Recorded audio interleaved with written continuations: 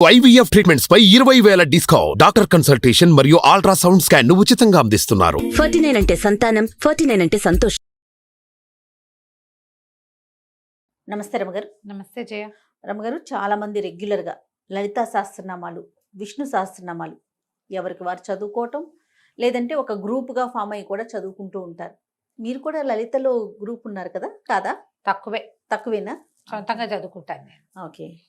ఇప్పుడు మన అనంతలక్ష్మి గారు అయితే గ్రూప్లో ఉన్న వాళ్ళకి ఈవిడ కరెక్ట్ చేస్తూ ఉంటారు. కొన్ని గ్రూప్లో ఉంటారనమాట. ఈవిడేం చెప్పరు. ఏం చేస్తారమ్మా, రోజు మార్నింగ్ 4 o'clock 5 o'clock అంటారండి. అప్పుడు మీరేం చేస్తారమ్మా అని అడిగితే చాలా మంది అక్షరాలు చాలా అక్షర దోషాలు ఉంటాయి. నాకు చాలా బాధ అనిపిస్తుంది జయ. వాళ్ళు నేను కరెక్ట్ చేస్తా, నేను వింటూ మిగతా కార్యక్రమాలు, ఇంట్లో పనులు లేకపోతే వేరే కార్యక్రమాల్లో ఉన్నా కూడా సరి చేస్తానని చెప్తూ ఉంటారు. అట్లా అలాంటి గ్రూపులు లేవు.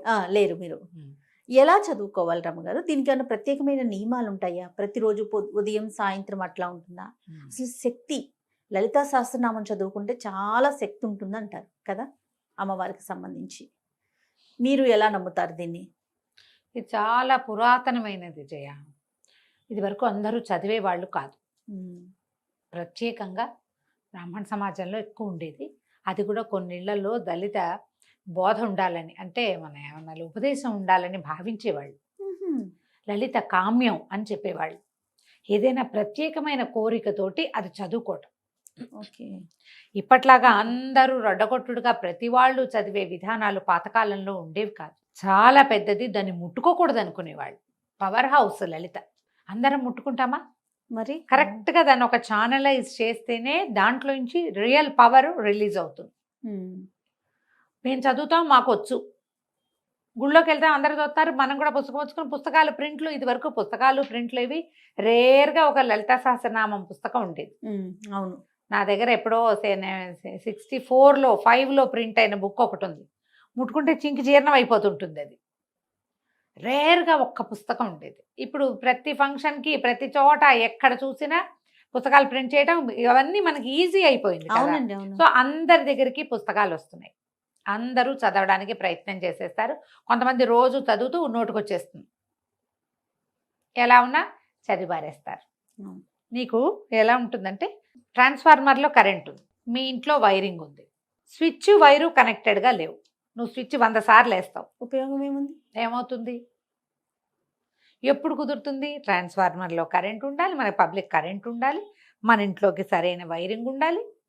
ఆ వైరింగ్కి మనకు మనం పెట్టుకున్నటువంటి ఓ బల్బుకి కరెక్ట్గా స్విచ్ ఉండాలి. ఇది 2 కనెక్టెడ్గా ఉండాలి. బల్బు మాడిపోకుండా ఉండాలి. ఇప్పుడు పవర్ బయటకు వస్తుంది. లలితా సహస్రాన్ని అలా చేస్తేనే దాంట్లో నుంచి రియల్ పవర్, నిజమైన శక్తి, అందులో ఉన్నటువంటి మహాద్భుతమైనది, అద్భుతమైన దైవిక శక్తి బయటకు వస్తుంది. అది మనకి ఉపయోగపడుతుంది. ఉపయోగపడడం అంటే అదేమన్నా మనకి పని చేసి పెడుతుందా? కాదు.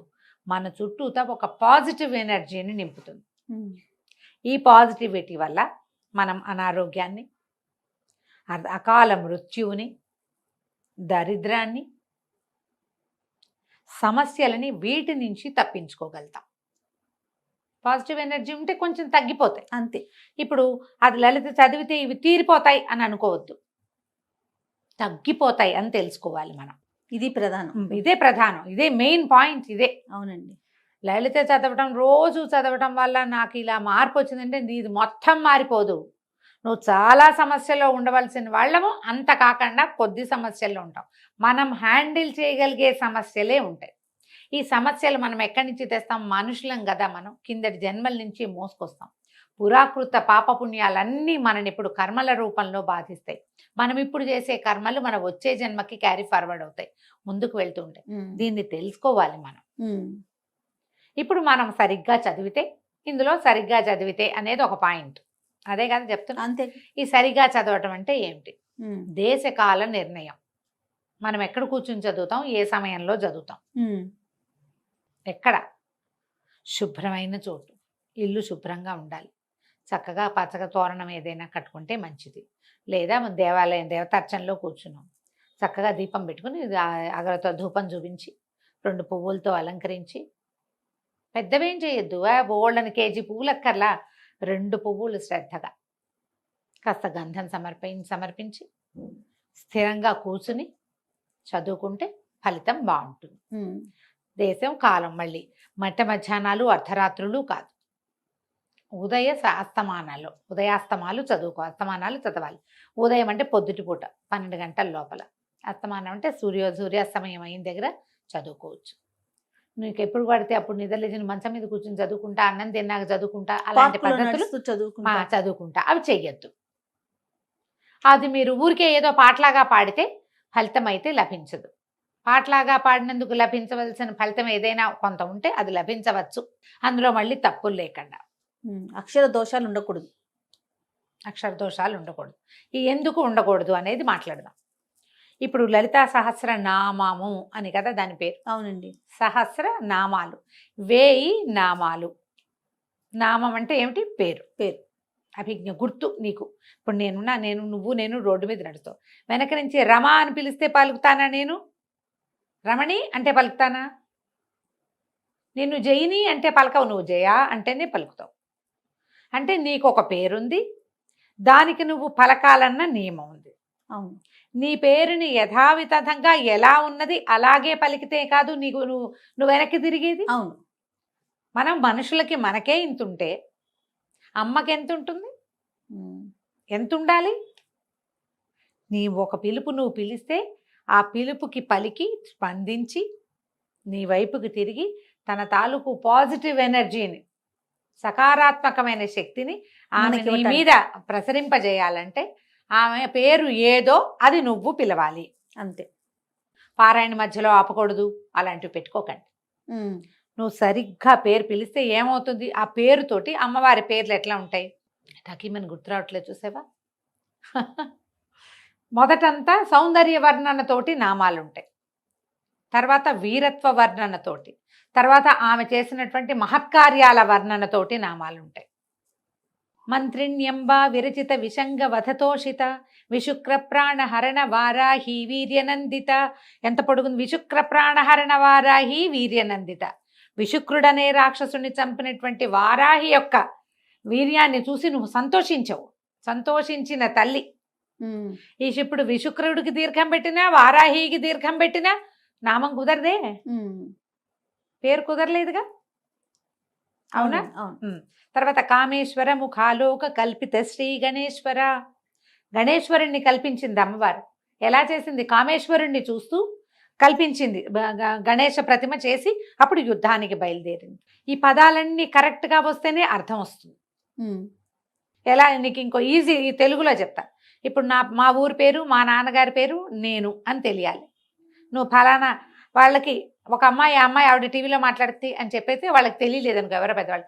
కాదండి, చిట్టుగూడూరులో నరసింహాచార్యులు గారని ప్రిన్సిపాల్ గారు ఉన్నారే, వారి ఆఖరి అమ్మాయి అనగానే నేను అని తెలుస్తానా? అంతే. 5వ అమ్మాయి అంటే నేను తెలియను. చిట్టుగూడూరు కాకుండా పొడగట్లపల్లి కాలేజీ అంటే వేరే వాళ్ళు ఎవరో వస్తారు. చూడు, ఇప్పుడు మనం కరెక్ట్గా ఫలానా ఫలానా ఫలానా పనిచేసి ఫలానాగా సంతోషించిన తల్లి, ఈ అన్ని ఫలానాలు కుదరాలి. ఇట్లా కుదిర్చి మీరు నామాలు చదివితే ఆమె పలుకుతుంది, తననేనని స్పందిస్తుంది. స్పందించే రకపుగా మనం నామం చదవాలంటే నువ్వు అర్థంలో మార్పు రాకుండా, అక్షరాలు చెడగొట్టకుండా చదువుకోవాలి. ఓకే. కొన్ని చదువుతాం, కొన్ని తేలిగ్గా ఉంటాయి, కొన్ని పదాలు చిన్న చిన్నవి ఉంటాయి, కొన్ని పేర్లు అప్పుడు చదివేస్తాం. అరుణాం కరుణా తరంగితాక్షీం క్లియర్గా ఉంది. ధృత పాశాంకుశ పుష్పబాణ చాపాం, ఇది కూడా క్లియర్గానే ఉంది. ఇలాంటి చిన్న చిన్న పదాలు అప్పుడు పలికేసి పెద్ద పెద్ద వాటప్పుడు ఏం చేస్తాం? అది మొత్తం ఒక సమాసం అనుకో, ఓ ముక్కటు ఓ ముక్కిటు కట్ చేసేస్తాం. కొన్ని చోట్ల అక్కర్లేని దీర్ఘాలు పెడతాం, కొన్ని చోట్ల ఒత్తులు పెడతాం. చాలామంది ఎక్కువగా చేసే పొరపాటు దుష్ట దూరా దురాచార శమని దోషవర్జిత చదవాలి. దుష్ట దూరా దురాచార శమని దోషవర్జిత చదువుతారు. దుష్ట దూర కనపడుతుంది, దుష్టుల్ని దూరంగా ఉంచుతుంది. దురాచార అంటే అమ్మవారిని దురాచారం చేస్తున్నాం మనం, ఆమెకు దురాచారాలు ఉన్నాయని చెప్తున్నాం. శమని అంటాం, ఆ శమని దేనికి ఏమిటో, దురాచార శమని అని రావాలి. అదొక పదం. ఇది మొత్తం సమాసం. ఎలా? దురాచారాలని పోగొట్టే తల్లి. చూడండి ఎంత అర్థం మారిపోతుందో. దోషవర్జిత, దోషాలు పోగొడుతుంది తల్లి. ఆమెలో ఏ దోషము లేదు, మనం ఆమెను ఆశ్రయిస్తే మన దోషాలని అమ్మ పోగొడుతుంది. పదాలకి అర్థం తెలుసుకోగలిగితే అద్భుతంగా ఉంటుంది. ఓకే. మన వల్ల అంత కాదు. తప్పులు లేకుండా చదవటం. నువ్వు పారాయణ చేసేయాలన్న తాపత్రయంతో గడగడ గడగడ గడగడ చదివేసేయటం. గుళ్ళోకి వెళ్తారు, ఆ గుళ్ళో అర్చన అవుతూ ఉంటుంది, దేవాలయంలో అర్చనతో పాటు మనం ఇది ముందు ఇది ఫినిష్ చేసేయాలి, అక్కడ చూడం, అక్కడ దృష్టి ఉండదు, ఇది ఫినిష్ చేసేయాలి, అక్కడ చదివేసుకోవాలి. ఈ పుస్తకం చూస్తారా, ఇది రాదు, ఆ పుణ్యము రాదు కదా, రెండూ పోతాయి కదా. దేవాలయంలో ఉన్నప్పుడు మీకు నోటికి వస్తే దేవాలయంలో ఏం జరుగుతోందో చూస్తూ నోటికి వచ్చింది చదువుకోండి. నెంబర్ 1, ఇది స్ట్రిక్ట్ రూల్. పుస్తకం చూడొద్దు. విడిగా ఉన్నప్పుడు పుస్తకం చూసుకుని చదువుకోండి. అర్చన అంతా అయిపోయింది, మూల కూర్చున్నారు, పోయి అక్కడ కాసేపు కూర్చోవాలి కదా, అప్పుడు పుస్తకం పెట్టుకుని మెల్లిగా చదువుకోవచ్చు. అర్చనా కాలంలో మీరు చేయాలంటే శ్రీమాత్రే నమః చెప్పుకోండి. పొట్టిగా అరుణంకరణాతరం తక్షణ ధ్యాన శ్లోకం అందరికీ నోటికి వస్తుంది, అందరికీ వస్తుంది కదా, ఆ శ్లోకం చదువుకోండి. ఒక్క శ్లోకాన్ని మీరు రటనగా 10 సార్లు 11 సార్లు 14 సార్లు చదివినా ఏమి తప్పలేదమ్మా, చాలా మంచిది, విశేషమైన ఫలితం లభిస్తుంది. ఇలా చదవండి. ఓకే. దేవాలయాల్లో చదవలసిన విధానం మీకు నోటికి వస్తే ఏం ఇబ్బంది లేదు. ఈ నోటికి రావడానికి ఎవరితోటైనా చెప్పుకుంటే ఎక్కువ మంచిది. మనమే చదువుకుంటే తప్పులు ఉన్నాయా అనేది కరెక్షన్ ఉంచుకోండమ్మా. ఇది ఎలాంటి పని చేస్తుందో చెప్తాను జయ, ఇది నా స్వానుభవం. మనం ఒక తప్పు కరెక్షన్ చేసుకున్నాం, ఏదో చదువుతున్నాం, ఎవరైనా కరెక్షన్ చెప్పారనుకో కోపం వస్తుంది చాలా మందికి. నీ తప్పులు చూపించకూడదు, అవునా కదా? అవునండి. కోపం వచ్చేస్తావు, అరికాలి మంట ఎక్కిపోతుంది. అవును అవును. మీరు ఎప్పుడు మీ జీవితంలో తప్పులు కూడా దిద్దుకోరు అలాంటి వాళ్ళు. అంతే. నువ్వు ఇక్కడ అక్షర దోషాలు గనక నువ్వు దిద్దుకుని దాన్ని కరెక్ట్ చేసుకున్నావంటే నీ జీవితంలో నువ్వు చేస్తున్న పొరపాటు నీకు కనపడేలాగా చేస్తుంది అమ్మ. కనిపించి ఇది నాది పొరపాటు, ఇది నేను సరి చేసుకోవాలని నీకు అర్థమయ్యేలాగా చేస్తున్నావు. నువ్వు ఇక్కడ చేసుకుంటున్నావు కదా కరెక్షన్, ఇదేంటి మహత్తర శక్తి. అవును. ఈ శక్తి విషయంలో నువ్వు చేసే కరెక్షన్ లైఫ్ విషయంలో చేసుకునేలాగా నిన్ను చేస్తుంది. ఓకే. లేదా మీరు ఎవరైనా తప్పెత్తి చూపించగానే మీకు కోపం వచ్చి ఇరిటేట్ అయిపోయి మాకు తెలుసని ఈవిడ ఒకటి వచ్చిందండి ఇలాంటివి అనుకున్నారో వాళ్ళకు వచ్చిన నష్టం ఏం లేదు, మీకు చాలా నష్టం ఉంటుంది, అది తెలుసుకోవాలి.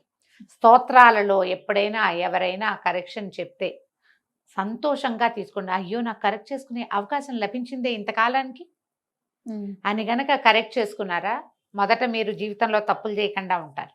లేదా మీ తప్పులకి కరెక్షన్ లభిస్తుంది, మీ తప్పులకి మీరు రిపెంట్ అయ్యి దాన్ని సరి చేసుకోగలుగుతారు. ఈ అవకాశాన్ని మీకు లలితా సహస్రనామం 100% ఇస్తుంది. ఇది ఎంత పాజిటివ్ సైన్, మామూలుగా కాదు. తర్వాత టైం పెట్టుకుని చదవబోకండి. టైం 10 నిమిషాలలో అయిపోవాలి, 14 నిమిషాల్లో అయిపోవాలి. ఇట్లా కష్టమమ్మా, అట్లా చదవకూడదు. చదివితే మీకు తప్పులు వచ్చేస్తాయి, దడదడలాడిపోతారు. ఆడిపోతారు. ధాకి థాకి తేడా ఉంది కదా జయ. అవును. తా థా దా ధా కదా, ఈ థాని ధాని కలిపేస్తాం, అవునా? అక్కడి నుంచి చూడు లా వేరు లా వేరు, లాలని కలిపేస్తాం, నా నా నా అణ రెండింటిని కలిపేస్తాం. మీరు పరిగెత్తారా ఈ పొరపాటు అవుతుంది. ఇంకో పెద్దది చెప్తాను, శశసహాలు సావేరు సావేరు షావేరు. ఇప్పుడంతా శివుడే అంటున్నారు. అవునండి. శివుడు కాదమ్మా, శివుడు. విజిల్ రావాలి. సి అన్నప్పుడు సా గుడిస్తే సి కాదు, మెలికి శా షా, ఆ షా రావాలి. షా రాదు చాలా మందికి, షా వస్తుంది. మనం ఇక్కడ తెలంగాణ వెళ్తే చేసిండు అంటారు, చేసిన అంటారు, చేసినా అనరు. సాని షా అనేస్తారు. నువ్వు మామూలు భాషలో ఎలాగైనా మాట్లాడుకో, స్తోత్రాల్లో సాని షా చేస్తే ఎట్లా కుదురుతుంది? శివ శివ శివ అంటే రాడమ్మా శివుడు, మీరు అర్థం చేసుకోండి. ఆయన పిలిచినట్టు కాదు, పిలిచినట్టే కాదు. నిన్ను పిలవకపోతే, నీ పేరు పెట్టకపోతే నువ్వే పలకవే, భగవంతుడు ఎట్లా పలుకుతాడు? భావం ముఖ్యం లాంటి పాఠాలు బోల్డ్ వింటానమ్మా నేను, చాలా మంది నాకు చెప్తారు. అలా ఏముందండి, భగవంతుడికి భక్తి చాలా ఇంపార్టెంట్. ఎవరికి భక్తి ఇంపార్టెంటు? చదువు రాని వాడికి, చదువుకోని వాడికి, అక్షర దోషం అర్థం కాని వాడికి, వాడు ఎట్లా పిలిచినా దేవుడిని రారా అని పిలుస్తాడట. వాడెవడో ఒక పల్లెటూరు వాడు వచ్చాడు, అతను కిష్టయ్య ఎక్కడన్నావురా, ఇట్లా చంపుతున్నావు అంటే కృష్ణుడు వచ్చి పాలు ఊచుకొచ్చి పాలు తాగు పడుకో నిద్రపో, నేను నిన్ను ఇంటికి తీసుకెళ్తానని తీసుకుపోయాడు. రారా కిట్టయ్య అంటే వచ్చాడు. నేను రారా కిట్టయ్య అంటే పాలేరు వస్తాడు. కృష్ణుడు ఎందుకు వస్తాడమ్మా? నేను చదువుకున్నా కదా, చదువుకున్నాను. కృష్ణుడిని ఇలా పిలవాలని నేను తెలుసుకున్నా. ఇక్కడ ఇంకొక చిన్న ఆ, ఇబ్బంది జరుగుతుంది రమ్మగారు. ఉమ్. పొద్దున్నే ఏదో మాటల మీద దసరా హాలిడేస్ అంటుంది మా పాప ఆ. హని. ఆ. ద షా కాదే ద సా సరిగమల్లో సా అని చెప్పా. ఆ. మరి ఇంగ్లీష్ లో రాసేటప్పుడు ఎస్హెచ్ అని రాసాం, మేము ఎస్హెచ్ అని రాస్తున్నాం, ఉమ్. అందుకని నేను షా పలుకుతున్నాను మమ్మీ అని చెప్తోంది. ఉమ్.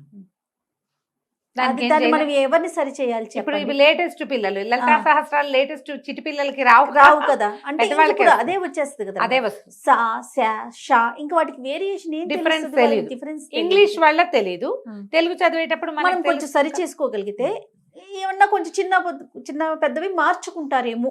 అవును, మార్చుకుంటారు కాస్త అవును. చెప్పగలిగితే. మీరు ఒక్కటే గమనించండి, తెలియని వాడు ఎలా పిలిచినా అమ్మ పలుకుతుంది.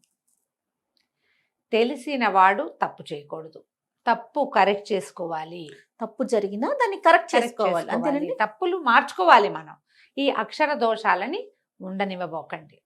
లలితలో ఇలా గనక మనం లలితా సహస్రనామం ఒక్క అక్షరం లేకుండా, తప్పు సమయంతో పరిగెత్తగా, అక్షర తప్పు లేకుండా సమయంతో పరిగెత్తేసి చేసేయకుండా తాపిగా నోటికి నిదానంగా నేర్చుకుని ఒక 6 నెలలైనా పడుతుంది జయ మనకి చక్కగా రావటానికి, ఉమ్.